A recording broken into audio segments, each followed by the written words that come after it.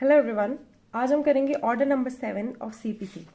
Order number 7 की heading है प्लेन्ट्स। ठीक है, तो हम सबसे पहले इसमें ये याद करेंगे कि ये ऑर्डर नंबर 7 में प्लेन्ट आता कैसे है। हालांकि हमें ये याद करने की ज़रूरत नहीं क्योंकि ऑर्डर नंबर 7 बहुत ही ज़्यादा फेमस ऑर्डर है। ठीक है, तो हम आते हैं इसके ट्रिक्स पे। देखिए, इसकी ट्रिक्स जो है बहुत ज़्यादा ज़रूरी है क्योंकि इसमें काफ़ी सारे पर्टिकुलर्स आते हैं। ठीक है, तो वो सारे पर्टिकुलर्स आपको क्या है याद रखने हैं। अब हम इसको थोड़ा सा जूम आउट कर देते हैं, जूम इन कर देते हैं।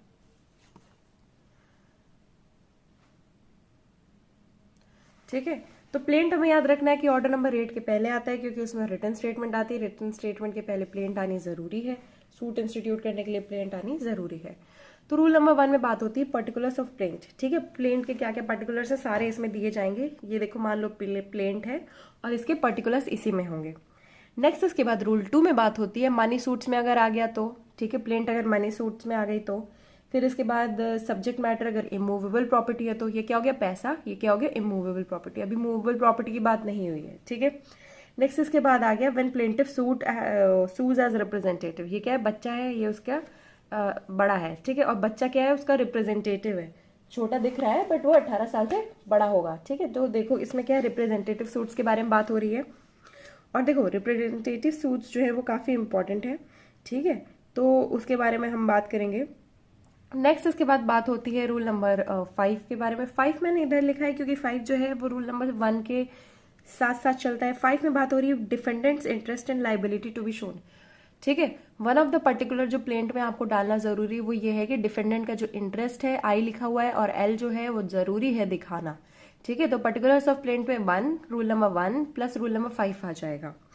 नेक्स्ट इसके बाद बात होती है रूल नंबर 6 की। रूल नंबर 6 बात करता है grounds of examination from limitation law. ठीक है, ये क्या है, हमने एक लाइन बना दी, रेखा खींच दी। ये क्या है, लिमिटेशन लॉ के बारे में बात हो रहा है। तो रिटन स्टेटमेंट फाइल करने में जो लिमिटेशन लॉ है उसके ग्राउंड्स वगैरह जो है देखने चाहिए। नेक्स्ट इसके बाद रूल 7 और रूल 8 में रिलीफ की बात हो रही है। रूल 7 में बात हो रही है रिलीफ की स्पेशली स्टेटेड। जो रिलीफ है उसको स्पेशली स्टेट करना चाहिए, है ना। आपको नीचे लिखते हो ना, प्लीड करते हो कि मैं ये चाहता हूँ, मैं ये कोर्ट से रिलीफ चाहता हूँ। नेक्स्ट इसके बाद रिलीफ अगर जो है डिफरेंट ग्राउंड्स में, सेपरेट ग्राउंड्स में फाउंड की गई है तो उससे रिलेटेड। नेक्स्ट इसके बाद रूल 9, रूल 10 और रूल 11 जो है वो एक साथ चलेंगे। देखो, रूल 9 में अकेला रूल आता है, रूल 10 में रूल 10 और 10 भी आता है, रूल 11 में रूल 12 और रूल 13 आता है। ठीक है, तो अब हम सबसे पहले करेंगे रूल 9। ठीक है, रूल 9 में बात होती है एडमिटिंग प्लेंट। ठीक है, प्लेंट अगर एडमिट हो रही है तो उससे रिलेटेड बात हो रही है। अगर प्लेंट एडमिट करनी है, एडमिटिंग प्लेंट। रूल 10 में बात हो रही है रिटर्न ऑफ प्लेंट। ठीक है, रूल 10 में बात हो रही है return of plaint. Return of plaint के साथ साथ क्या आता है, रूल 10A। ठीक है, ताकि कोर्ट क्या करे, डेट फिक्स करे where plaint is to be filed after return. Return के बाद जो प्लेंट फाइल करनी होगी उससे रिलेटेड डेट फिक्स करे। रूल 10B में बात हो रही है पावर ऑफ एपिलेट कोर्ट। किसकी पावर है, एपिलेट कोर्ट की पावर है। क्या करे वो, ट्रांसफर करे सूट किसको, प्रॉपर कोर्ट को। ठीक है, एपिलेट कोर्ट की पावर है कि वो ट्रांसफर करे सूट किसको, प्रॉपर कोर्ट को। तो रूल 10A और 10B हो गया। इसके बाद आते हैं हम रूल 11। रूल 11 में बात होती है रिजेक्शन ऑफ प्लेंट। ठीक है, प्लेंट का क्या, रिजेक्शन। तो रूल नंबर 12 में क्या है, रूल नंबर 12 में और रूल नंबर 13 में इससे रिलेटेड प्रोविजंस दिए गए हैं। रूल नंबर 12 में प्रोसीजर, ठीक है, रिजेक्टिंग प्लेंट का प्रोसीजर। और रूल नंबर 13 में बात हो रही है rejection of plaint does not preclude presentation of fresh plaint. ठीक है, अगर रिजेक्शन जो है वो हो गया और उसके बाद क्या है, दैट डजंट मीन कि आप फ्रेश प्लेंट डालो। प्रेक्लूजन उसका नहीं हो रहा है फ्रेश प्लेंट का। ठीक है, अब इसके बाद आते हैं हम लोग नेक्स्ट पेज पे। अब आते हैं हम लोग डॉक्यूमेंट्स रिलाइड इन प्लेंट। ठीक है, देखो प्लेंट में हमने पता चल गया कि क्या क्या होगा, प्लेंट आ जाएगी। देखो प्लेंट आएगी, कैसे आएगी, किस लिए आएगी, उसमें क्या क्या पर्टिकुलर्स होंगे। फिर उसके बाद एडमिट कर दी गई, रिजेक्ट कर दी गई। ठीक है, उन सब चीजों से रिलेटेड है। नेक्स्ट इसके बाद आते हैं डॉक्यूमेंट्स जो है प्लेंट पे रिलाई की गई हैं उससे रिलेटेड है। तो रूल नंबर 14, 15 है नहीं, 16 और 17 इसके बारे में बात करते हैं, 18 है नहीं। ठीक है, तो रूल नंबर 14 में बात होती है production of documents on which plaint relies on. अब तुम जो डॉक्यूमेंट है जिसपे प्लेंट रिलाई कर रही है उसको प्रोड्यूस कर दो। नेक्स्ट है, अगर देखो suits on loss negotiable instruments हैं, वो भी एक डॉक्यूमेंट है और वो खो गए हैं, उनसे रिलेटेड है। नेक्स्ट इसके बाद है प्रोडक्शन ऑफ शॉप बुक। ठीक है, शॉप बुक का प्रोडक्शन उससे रिलेटेड है। तो इसमें कौन कौन सी डॉक्यूमेंट, अलग अलग डॉक्यूमेंट्स कौन कौन सी आप दे सकते हो। ये तो हो गया जनरल, ये हो गया स्पेशल। नेगोशिएबल इंस्ट्रूमेंट जो कि खो गए हैं, शॉप बुक है उसमें ओरिजिनल करना है कि क्या करना है, कॉपी करना है। अब हम आते हैं इसके बेरेट के प्रोविजंस पे। सबसे पहले आते हैं पर्टिकुलर्स ऑफ प्लेन पे। पर्टिकुलर्स ऑफ प्लेन पे देखो बहुत सारे पर्टिकुलर्स होते हैं, जरूरी नहीं कि आपको सब याद हो, पर सबकी समझ होनी जरूरी है। तो सबसे पहले आता है नेम ऑफ द कोर्ट, ठीक है, कौन सा, सिविल जज, जूनियर डिवीजन, ठीक है। फिर इसके बाद description, name, description, place of residence of plaintiff. आप याद करो कि प्लेन जो है आप लिखते हो तो उसमें क्या क्या पर्टिकुलर्स होते हैं, बस इसको मत देखो। अब याद करो, आपने प्लेन लिखी होगी, उसकी प्रैक्टिस की होगी, उससे रिलेटेड याद करो, ठीक है। आप खुद प्लेन करते हो तो अपना नाम पता सब कुछ लिखोगे ना, नाम, पिता का नाम पता, ठीक है। नेक्स्ट इसके बाद है name, description and place of residence of defendant. बगल में क्या है, डिफेंडेंट के बारे में भी लिखोगे। नेक्स्ट इसके बाद क्या है, प्लेंटिफ डिफेंडेंट है, अगर माइनर है, ठीक है, बच्चा है, तो क्या होगा, पर्सन ऑफ अनसाउंड माइंड है, तो क्या होगा, स्टेटमेंट टू दैट इफेक्ट, उससे रिलेटेड स्टेटमेंट आप बनाओगे। नेक्स्ट इसके बाद है द फैक्ट कॉन्स्टिट्यूटिंग क्या, cause of action and when it arose, ठीक है। कॉज ऑफ एक्शन क्या है और कब हुआ। अब वो देखो पर्टिकुलर्स में जो कंटेंट आता है, main body of the plaint, उसमें तो ये लिखना पड़ेगा ना, कॉज ऑफ एक्शन, है ना, COS। फिर इसके बाद क्या है, रिलीफ, ठीक है, COS के बाद R, रिलीफ लिखोगे आप, है ना, रिलीफ। फिर इसके बाद क्या है, where plaintiff has shown allowed a set off, अगर प्लेंटिफ ने क्या है, सेट ऑफ अलाउ कर दिया है या फिर रेलिंक्विश कर दिया है portion of his claim, the amounts allowed और रिलिंक्विश, ठीक है, उसने बोले चलो इतना ठीक है, बाकी इतना नहीं, उससे रिलेटेड, यानी कि हर एक चीज होनी चाहिए। नेक्स्ट इसके बाद है a statement of the value of the subject matter. अब सब्जेक्ट मैटर है तो उसकी वैल्यू वगैरह भी होनी चाहिए, ठीक है, of the suit for the purpose of jurisdiction and of court fee so far as the case admits. अब देखो जितना मटेरियल, जितना तुम्हारा जुरिस्डिक्शन बनता है उसके लिए आप अपना कितना पैसा बनता है वो आप बताओगे। अब इसके बाद आ जाते हैं इन मनी सूट्स, हमने किया था ना, मनी सूट्स लेफ्ट में किया था और राइट में हमने इमूवेबल प्रॉपर्टी किया था, रूल 2 और रूल 3। अब आता है रूल 2 में, मनी सूट्स में। देखो इसमें क्या है, प्लेंटिफ क्या करता है, रिकवरी किसकी सीख करता है, मनी की सीख करता है। तो प्लेंट में क्या होगा, प्रिसाइज अमाउंट क्लेम होगा। आप 10 रुपए क्लेम करते हो तो आप 10 रुपए बताओगे, ठीक है, ये हो गया प्रिसाइज अमाउंट। नेक्स्ट चीज, अगर आपका प्रिसाइज अमाउंट नहीं है तो इसमें क्या है, but where the plaintiff suits for मीन प्रॉफिट, ठीक है, छोटे छोटे जो प्रॉफिट्स आते हैं किसी, मान लो दुकान में आते हैं, ठीक है, या फिर क्या है, amount which will be found due to him, amount जो है उस पर ड्यू फाउंड किया जाएगा on taking unsettled accounts between him and the defendant, ठीक है। तो इसमें क्या हो जाएगा, the value he can not, ठीक है, वो वैल्यू क्या है वो बता नहीं सकता है। After the exercise of reasonable diligence estimate the plaint shall state approximately the amount और वैल्यू, ठीक है, लगभग लगभग 10 रुपए वो आप एस्टिमेट बताओगे और उसके ज्यादा और कुछ नहीं बताना है। नेक्स्ट इसके बाद आते हैं रूल नंबर 3 पे। रूल नंबर 3 में बात होती है where the subject matter of the suit is immovable property, ठीक है, सब्जेक्ट मैटर सूट का क्या है, इमूवेबल प्रॉपर्टी है। अब देखो इसमें बात करते हैं सब्जेक्ट मैटर सूट जो है इमूवेबल प्रॉपर्टी, तो उसमें क्या करना है, description of property sufficient to identified, ठीक है, कि फलानी जगह में खसरा नंबर ये, ठीक है, ऐसे सफिशिएंटली आप आइडेंटिफाई कर सको, वो प्रॉपर्टी के रिलेटेड डिटेल्स बतानी है, नंबर, रिकॉर्ड्स, बस और कुछ नहीं, सेटलमेंट ऑफ सर्वे। नेक्स्ट इसके बाद आता है रूल 4। रूल 4 में मैंने जो है मार्किंग नहीं किया है क्योंकि ये थोड़ा सा डिफरेंट है। इसमें क्या है कि आप अगर देखो, when plaintiff sues as representative, अब प्लेंटिफ जो है वो खुद एक रिप्रेजेंटेटिव है तो उससे रिलेटेड है। तो इसमें क्या है, where the plaintiff sues in a representative character, representative suits भी आपने पढ़ा होगा पर, और इसमें क्या है, रिप्रेजेंटेटिव कैरेक्टर है, ठीक है। तो इसमें क्या है, प्लेंट क्या करेगी, शो करेगी not only that he has an actual existing interest, पहला तो उसको अपना एक्चुअल एग्जिस्टिंग इंटरेस्ट भी बताना होगा। दूसरी चीज जो उसको बतानी होगी, ये बतानी होगी that he has taken the steps if any necessary to enable him to institute a suit concerning it, ठीक है। बट पर उसको ये भी बताना होगा कि उसने क्या किया, नेसेसरी स्टेप्स लिए ताकि वो क्या कर सके, enable him to institute a suit concerning it, necessary steps लेने इससे रिलेटेड, ठीक है। अब इसके बाद हम आते हैं रूल नंबर 5 पे, बट इसमें ये याद रखना है, देखो रिप्रेजेंटेटिव कैरेक्टर में अपना आप सूट कर सकते हो। नेक्स्ट इसके बाद है defendants interest and liability to be shown, defendant का जो इंटरेस्ट है और जो लाइबिलिटी है वो भी आप बताओगे, किसमें बताओगे, डिफेंडेंट का जो क्लेम है, इंटरेस्ट वगैरह है सब्जेक्ट मैटर से रिलेटेड, उसको भी आप बताओगे, ठीक है, कैसे, and that he is liable to be called upon to answer the plaintiff's demand, वो सब आप बताओगे प्लेंट में। नेक्स्ट इसके बाद आता है रूल नंबर 6। रूल नंबर 6 में बात होती है grounds of exemption from limitation law, ठीक है, हमने 6 किया था, उसमें बार बनाई थी, उसमें क्या है, ग्राउंड्स ऑफ एग्जेम्पशन, किस चीज से एग्जेम्पशन, लिमिटेशन लॉ से एग्जेम्पशन, है ना। तो इसमें क्या है, इसमें देखो सूट क्या है, इंस्टीट्यूट किया गया है एक्सपायरेशन के बाद, ठीक है, एक्सपायरी पीरियड हो गया उसके बाद आप क्या कर रहे हो, सूट इंस्टीट्यूट कर रहे हो, prescribed by law of limitation. तो प्लेन क्या करेगी, शो करेगी ground upon which exemption from such law is claim, ठीक है।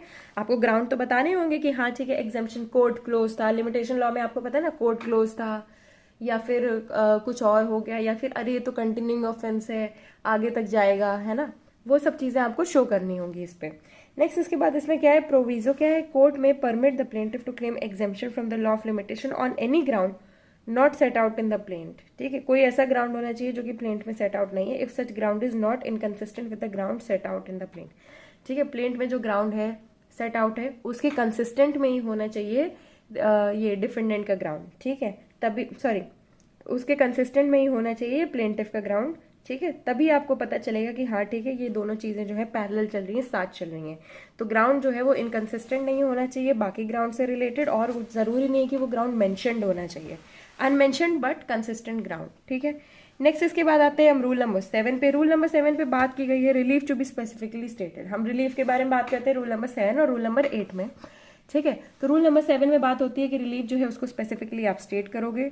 ठीक है, इसमें क्या है, देखो प्लेंट है उसमें क्या होगा, रिलीफ होगी विच द प्लेंटिफ क्लेम्स। ठीक है, प्लेंटिफ क्लेम करता है उससे रिलेटेड रिलीफ, इधर सिंपली और इन ऑल्टरनेटिव, या तो सिंपली या तो ऑल्टरनेटिव। ठीक है, and it shall not be necessary to ask for general or other relief which may always be given as the court may think just to same extent as if it had been asked for.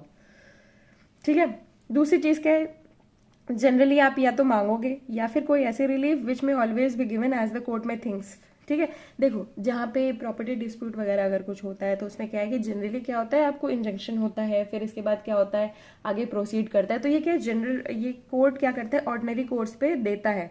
And the same rule shall apply to any relief claim by the defendant. ठीक है, relief तुम plaintiff को दे रहे हो तो defendant को तो relief दोगे ही दोगे ना। नेक्स्ट इसके बाद आता है रूल नंबर 8। रूल नंबर 8 में बात हो रही है relief founded on separate grounds. ठीक है, सेपरेट ग्राउंड्स में जो रिलीफ है वो अगर मिल रही है तो उसमें क्या है, देखो रिलीफ है in respect of several distinct claims और कॉज ऑफ एक्शन। ठीक है, रिलीफ अगर सेवरल डिस्टिंक्ट क्लेम्स में या फिर कॉज ऑफ एक्शन में आती है, founded upon separate and distinct grounds. ठीक है, they shall be stated as far as may be separately and distinctly. अगर रिलीफ जो है वो सेपरेट ग्राउंड्स में आई है तो उनको सेपरेटली और डिस्टिंक्टली आप क्या करोगे, शो करोगे, मेंशन करोगे। नेक्स्ट इसके बाद आता है रूल 9। रूल 9 में बात हो रही है प्रोसीजर ऑन एडमिटिंग प्लेंट। ठीक है, हमने 9, 10 और 11 में बात की थी एडमिट प्लेंट, रिटर्न प्लेंट और फिर रिजेक्शन ऑफ प्लेंट। ठीक है, तो रूल नंबर 9 में बात हो रही है एडमिट प्लेंट। इसमें क्या है, देखो कोर्ट क्या करता है, समन देखो where the court orders that the summons be served on the defendant in the manner provided in rule 9 of order 5। Order 5 के रूल 9 में बताया गया है कि समन्स कैसे सर्व करने हैं। ठीक है, it will direct the plaintiff to present as many copies of the plaint on plain paper as there are defendants within 7 days from the date of such order along with requisite fee for service of summons. अब देखो plaint अगर admit हो गई है तो क्या होगा, service of summons होगा। ठीक है, तो उसको क्या करनी होगी, प्लेंटिफ को बोला गया कि as many as copies of the plaint, plaint की बहुत सारी कॉपीज निकालो। ठीक है, एंड देयर आर डिफेंडेंट्स, फिर इसके बाद क्या करो, प्लेन पेपर में पहले तो कॉपी निकालो। ठीक है, और फिर इसके बाद 7 दिन में क्या करो, उस ऑर्डर के उसमें फीस जो है सबमिट करो। तो क्या हो जाएगा, एडमिट में 7 days में अमाउंट जमा करो, किस चीज के लिए, समन्स के लिए। ठीक है, समन्स के लिए 7 दिन में आपको क्या है, अमाउंट जो है डिपॉजिट करना है। नेक्स्ट इसके बाद आ गया रूल नंबर 10। रूल नंबर 10 में बात हो रही है रिटर्न ऑफ प्लेंट के बारे में। ठीक है, रिटर्न ऑफ प्लेंट, अब इसमें क्या है, पहले तो क्या हो गया एडमिशन, दूसरा हो गया return of plaint. Return of plaint में बात हो रही है subject to the provisions of rule 10A, plaint क्या होगी एट एनी स्टेज। ठीक है, किसी भी स्टेज पे क्या होगी, रिटर्न हो जाएगी, return to be presented to the court in which the suit shall not be instituted have been instituted. ठीक है, रिटर्न हो जाएगी। For the removal of doubt it is hereby declared that a court of appeal or revision may direct any after setting aside the decree passed in a suit the return of the plaint under this sub rule। और कुछ नहीं याद करना है, बस इतना याद रखना है कि हाँ ठीक है रिटर्न हो जाएगी, किसी भी वक्त में रिटर्न हो सकती है प्लेंट। नेक्स्ट इसके बाद चीज क्या है, प्रोसीजर ऑन रिटर्निंग प्लेंट। ठीक है, इसी में बात हुई है प्रोसीजर, किस चीज की प्रोसीजर के बारे में, रिटर्न प्लेंट से रिलेटेड जो प्रोसीजर है उससे रिलेटेड। अब इसमें क्या है, देखो प्लेंट रिटर्न हो रही है तो जज क्या करेगा, endorse there on the date of its presentation, presentation की डेट बताएगा, रिटर्न बताएगा, नाम बताएगा पार्टीज का और ब्रीफ स्टेटमेंट। देखो आप अगर रिटर्न कर रहे हो तो उसके रीजंस आपको बताने जरूरी है, एडमिट हो रही है तो ठीक है, रिटर्न कर रहे हो तो उसके रीजंस बताने जरूरी है। नेक्स्ट इसके बाद बात होती है रूल नंबर 10A में। इसमें बात हो रही है power of court to fix a date of appearance in the court where plaint is to be filed after its return. ठीक है, इसमें क्या है, कोर्ट की पावर है कि डेट फिक्स करे कोर्ट में अपीयरेंस के लिए where plaint is to be filed after return. ठीक है, अब देखो रिटर्न के बाद जहां पे प्लेंट फाइल होगी। अब इसमें क्या है, where in any suit after the defendant has appeared. ठीक है, डिफेंडेंट अपीयर हो चुका है, court is of the opinion that the plaint should be return, क्योंकि कोर्ट को लगता है कि अब इसमें कोई दम नहीं है। ठीक है, तो फिर इसके बाद क्या होगा, it shall before doing so intimated decisions to the plaintiff, ठीक है, रिटर्न करने से पहले अपने जो डिसीजन है प्लेंटिफ को बता देंगे। नेक्स्ट इसके बाद क्या है, where an intimation is given to the plaintiff under sub rule 1 the plaintiff may make an application to the court, ठीक है। इंटीमेशन क्या है, प्लेंटिफ को अंडर सब रूल 1 में दिया गया है, तो प्लेंटिफ क्या करेगा, may make an application to the court, application करेगा किस पे, कोर्ट पे। नेक्स्ट इसके बाद देखो, कोर्ट जो है एप्लीकेशन करेगा, ठीक है, प्लेंटिफ में मेक एप्लीकेशन। अब देखो कोर्ट अगर रिटर्न करने वाला है तो कोर्ट अपना जो उसके दिमाग में चल रहा है ना कि मैं रिटर्न करने वाला हूँ, उससे रिलेटेड प्लेंटिफ को बताएंगे, ठीक है। और फिर उसके बाद प्लेंटिफ को लगेगा अरे यार अब ये रिटर्न कर देंगे, तो वो उसी कोर्ट में क्या करेंगे, एप्लीकेशन करेंगे किस बारे में, specifying the court in which the purpose to present the plaint after its return, ठीक है, स्पेसिफाई करेंगे कोर्ट में पर्पज, ठीक है, कि present the plaint after its return, बताएंगे कि हाँ ठीक है हमें करना है ऐसा। Praying that the court may fix a date for appearance of the parties in the said court, उस कोर्ट में क्या करेंगे, बोलेंगे कि अरे यार आप डेट सेट करो। नेक्स्ट इसके बाद requesting that the notice of the dates of fix may be given to him and to the defendant, ठीक है, नोटिस क्या होगी, किस चीज की, डेट, कौन सी डेट, ताकि फिर से आप आ सको, ठीक है, जो फिक्स होगी वो किसको दी जाएगी, डिफेंडेंट को दी जाए, तभी आगे प्रोसीड होगा, नोटिस के बगैर कुछ प्रोसीड नहीं होगा। नेक्स्ट इसके बाद है सब रूल 3, सब रूल 3 में बात हो रही है, where an application is made by the plaintiff under sub rule 2 the court shall before returning the plaint and notwithstanding the order for return of the plaint was made by it on the ground that it has no jurisdiction to try the suit, ठीक है। अब देखो जहां पे क्या है, application की गई है रिटर्निंग से पहले कि क्या है, उसको क्या किया जाए, एप्लीकेशन की गई है कि यार रिटर्निंग से पहले कि देखो प्लेन जो है वो रिटर्न के ऑर्डर से notwithstanding was made by it on the ground that it has no jurisdiction to try the suit, यानी कि तुम आप बता दो कि अरे इनका ज्यूरिसडिक्शन ही नहीं था सूट ट्राई करने का, तो उसमें क्या होगा, ये ज्यूरिसडिक्शन से रिलेटेड बात हो रही है कि आपका ज्यूरिसडिक्शन ही नहीं था केस ट्राई करने का, तो आप क्या करोगे, रिटर्न करोगे, फिर इसके बाद डेट फिक्स होगी, आगे प्रोसीड होगा, तो इसमें क्या होगा, फिक्स करेंगे date appearance of the parties in which the plaintiff propose to be presented, ठीक है, डेट फिक्स करेंगे, पार्टीज अपेयर करेंगे, give to the plaintiff and to the defendant notice of such date, ठीक है। अब आप बुलाना चाहते हो तो नोटिस ही दोगे, डेट फिक्स करोगे, नोटिस दोगे। नेक्स्ट इसके बाद आ गया rule sub rule 4, where the notice of the date for appearance is given under sub rule 3, ठीक है। अब देखो नोटिस दे दिया गया है, अब उसके बाद क्या होगा, it shall not be necessary for the court in which the plaint is presented after its return to serve the defendant with the summons for appearance, ठीक है। नोटिस दे दिया गया है तो समन्स देने की जरूरत नहीं है, N is not equals to S है, ठीक है, नोटिस दे दिया गया है तो समन्स देने की जरूरत नहीं है। नेक्स्ट इसके बाद the said notice shall be deemed to be a summons, ठीक है, वो जो नोटिस है वो एक तरह से समन्स की तरह डील किया जाएगा। नेक्स्ट इसके बाद इसमें सब रूल 5 है, where the application made by the plaintiff under sub rule 2 is allowed by the court, तो प्लेंटिफ क्या करेगा, shall not be entitled to appeal against the order returning the plaint, ठीक है। रिटर्न ऑफ प्लेंट के लिए उसके पास appeal नहीं आएगी अगर क्या है, एप्लीकेशन प्लेंटिफ ने बना दी है, यानी कि एक तरह से एप्लीकेशन क्या हो गई, अपील ही हो गई, दरखास्त ही हो गई एप्लीकेशन, ठीक है, एप्लीकेशन अपील सिमिलर ही हो गई इसमें, इसलिए आपको फिर से नहीं मिलेगी वो अपील की राइट, क्योंकि आपका रेस जुडिकाटा टाइप चीज हो चुका है। अब हम आते हैं नेक्स्ट प्रोविजन पे, रूल 10 भी, ठीक है, रूल 10 में बात हो रही है, रूल 10 भी किसके अंडर आता है, रिटर्न ऑफ प्लेंट के अंडर आता है। इसमें क्या है, power of appellate court to transfer suit to the proper court, ठीक है, एपिलेट कोर्ट की पावर है कि वो क्या करे, ट्रांसफर करे सूट को, कहां पे ट्रांसफर करे, अरे प्रॉपर कोर्ट में ट्रांसफर करे, है ना, क्योंकि रिटर्न हो रही है। फिर इसमें क्या है, where on an appeal against an order for the return of the plaint the court hearing the appeal confirm such order, ठीक है, कोर्ट जो है उस अपील को सुन रहा है। अब देखो ये अपील कहाँ पे आ गई, पहला क्या है, रूल 10 में बात की गई है एप्लीकेशन की, 10A में, 10B में बात की गई है जहां पे एप्लीकेशन नहीं है तो अपील, ठीक है। तो अब इसमें जो कोर्ट अपील सुन रहा है वो कंफर्म करता है such order the court of appeal may if the plaintiff by an application to so desires while returning the plaint direct plaintiff to file the plaint subject to the provisions of limitation act, ठीक है, वो क्या करेगा, limitation act के provisions के subjected में plaint जो है डालेगा, कहाँ पे डालेगा, in the court in which the suit should have been instituted, उस कोर्ट में जहां पे कोर्ट केस जो है शुड हैव बीन इंस्टीट्यूटेड। तो रिटर्न ऑफ प्लेंट में आपको जो एक बात समझ में आ रही सबसे ज्यादा वो ये है कि ज्यूरिसडिक्शनल इश्यूज पे प्लेंट जो है वो रिटर्न हो जाएगी। नेक्स्ट इसके बाद क्या है, डेट फिक्स कर दिया जाएगा, किस चीज के लिए, अपीयरेंस के लिए, and when the date is so fixed shall not be necessary for the court in which the plaintiff is filed to serve the defendant with summons, ठीक है। अब इधर भी डेट फिक्स हो गई है तो समन्स नहीं जारी होंगे unless the court in which the plaintiff is filed for reasons to be recorded otherwise directs, ठीक है, जब तक डायरेक्ट नहीं करते तब तक क्या है, समन्स के समन्स नहीं भेज जाएंगे। नेक्स्ट इसके बाद क्या है, direction made by the court under sub rule 1 shall be without any prejudice to the rights of the parties to the question, ठीक है। इसमें क्या है, किसी भी पार्टी की राइट जो है वो प्रेजुडिस नहीं होगी। और फिर इसके बाद क्या है, the jurisdiction of the court in which the plaintiff is filed to try the suit, question क्या है, क्वेश्चन है ज्यूरिसडिक्शनल केस, उसकी क्या है, किसी भी पार्टी की जो राइट है वो प्रेजुडिस नहीं होगी। नेक्स्ट इसके बाद आते हैं हम रिजेक्शन ऑफ प्लेन पे।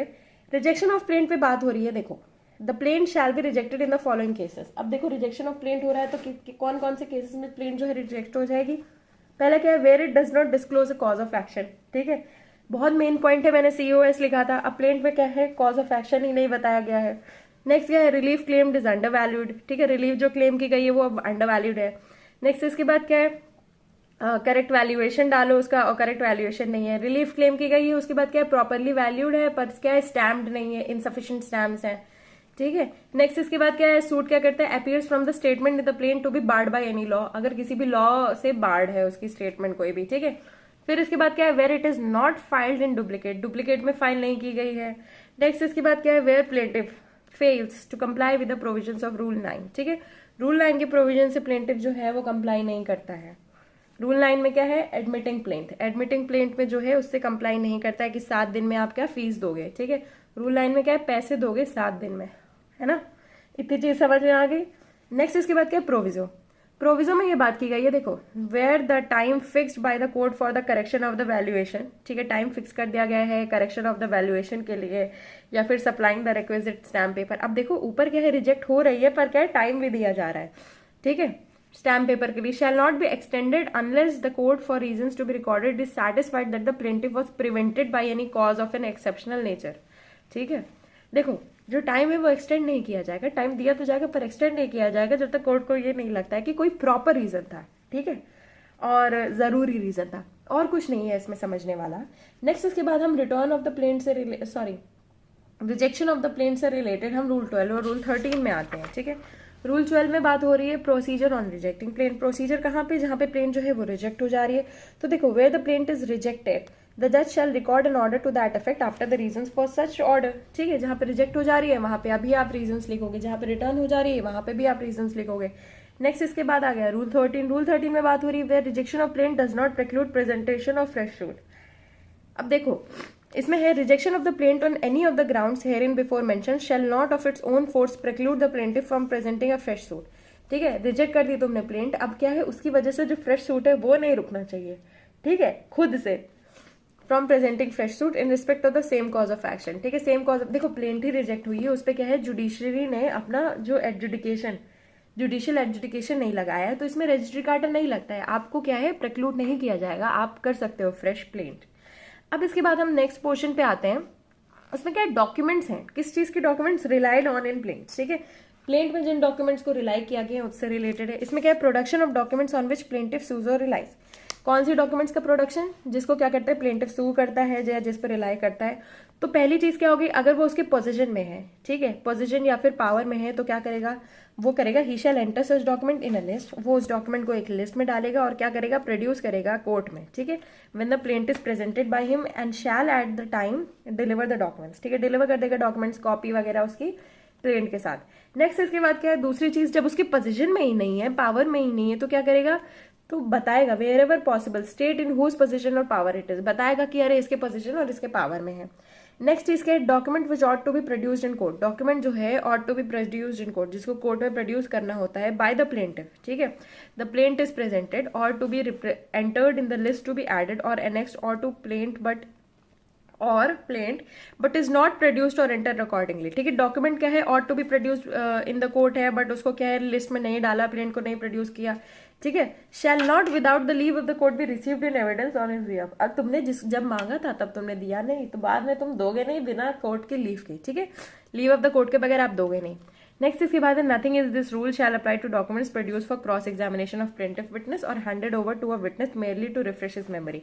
दो बहुत इंपॉर्टेंट चीज है, ये जो डॉक्यूमेंट है ये कहाँ नहीं लगेगी, क्रॉस एग्जामिनेशन में जो डॉक्यूमेंट है वो नहीं लगेगी, दूसरा क्या प्लेंटिफ विटनेस फिर, ठीक है, या फिर हैंड ओवर नहीं की जाएगी to a witness merely to refresh his memory, ठीक है। ये दो बहुत इंपॉर्टेंट डॉक्यूमेंट्स हैं, मैंने आपको बताया था रिटन स्टेटमेंट में भी, मैंने आपको पिंक से ही मार्क किया था ये कि क्रॉस एग्जामिनेशन प्लेंटिफ के विटनेस के लिए नहीं लगेगी और फिर विटनेस की मेमोरी रिफ्रेश करने वाली डॉक्यूमेंट भी नहीं आप दोगे। नेक्स्ट इसके बाद हो गया रूल नंबर 16। रूल नंबर 16 में बात हो रही है suits on loss negotiable instruments, यानी कि वो नेगोशिएबल इंस्ट्रूमेंट जो खो गए हैं, ठीक है। इसमें बात हो रही है where the suit is founded upon a negotiable instrument, कोई सूट है वो नेगोशिएबल इंस्ट्रूमेंट में क्या है, फाउंड किया जा रहा है। दूसरी चीज, and it is prove that the instrument is lost, फिर इसके बाद प्रूव किया जा रहा है कि हाँ ठीक है ये इंस्ट्रूमेंट जो है खो गया है। And an indemnity is given by the plaintiff, ठीक है, इंडेमनिटी जो है प्लेंटिफ दे रहा है। तो उसमें क्या है, to the satisfaction of the court against the claims of any other person upon such instrument, तो कोर्ट क्या करेगा, पास करेगा such decree as it would have pass, ठीक है, वो डिक्री पास करेगा जो कि उसे पास करनी चाहिए थी if the plaintiff had produce the instrument, ठीक है, in court when the plaint was presented and had at the same time delivered a copy of the instrument to be filed with the plaint. Lost negotiable instrument है तो मैं indemnity show करनी है, ठीक है, तो कोर्ट क्या करेगा, पास करेगा डिक्री, इस तरह से पास करेगा कि प्लेंटिफ ने क्या है वो डॉक्यूमेंट प्रोड्यूस की थी। नेक्स्ट इसके बाद क्या, प्रोडक्शन ऑफ शॉप बुक, ठीक है, शॉप बुक वगैरह जो है उसके प्रोडक्शन से रिलेटेड है। अब देखो इसमें क्या है, इसमें यह है कि देखो शॉप बुक की प्रोडक्शन से रिलेटेड है, तो save in so far as provided in the bankers book evidence act, ठीक है, बैंकर्स बुक एविडेंस एक्ट में जो भी प्रोवाइडेड है, तो क्या है, where the document on which the plaintiff sues is an entry in a shop book, ठीक है, जो डॉक्यूमेंट है प्लेंटिफ को प्रोड्यूस करनी वो क्या है, एंट्री है शॉप बुक में जो कि जरूरी है, या फिर other accounts in his position of power है, तो प्लेंटिफ क्या करेगा, प्रोड्यूस करेगा बुक को, अकाउंट को at the time of filing the plaint together with a copy of the entry on which he relies, ठीक है, कॉपी भी दोगे आप और वो बुक्स भी दोगे, ठीक है, इंपॉर्टेंट। फिर इसके बाद क्या, original entry to be marked and return. अब इसमें क्या, court or such officer as it appoints to this behalf, जो कि डॉक्यूमेंट लेगा, shall forthwith mark the document for the purpose of identification, mark करेगा डॉक्यूमेंट को, and after examining and comparing the copy with the original if it is found correct certified to be so and return the book to the plaintiff and cause the copy to be filed. ये वो book है जो कि daily business के लिए important है, तो इसको जो है कोर्ट नहीं रख सकता, इसलिए इसकी कॉपी जो है उसको कंपेयर कर दिया जाएगा ओरिजिनल के साथ और उसको स्टैम्प कर दिया जाएगा, सर्टिफाई कर दिया जाएगा और उसको वापस कर दिया जाएगा, ठीक है। तो इसकी ओरिजिनल डॉक्यूमेंट चाहिए नहीं, इसकी आई नहीं, और इसकी ओरिजिनल डॉक्यूमेंट चाहिए, ठीक है। तो अब हमें समझ में आ गया रूल नंबर 14, 16 और 17। अब रूल नंबर 18 जो है वो है नहीं, और मैंने इसके साथ आपको ये पूरा पोर्शन कंप्लीट करा दिया है। आई होप आपको ऑर्डर नंबर 7 जो प्लेंट से रिलेटेड है वो आपको समझ में आया हो, और अगर अच्छा लगा हो तो please do like share comment and subscribe. Thank you.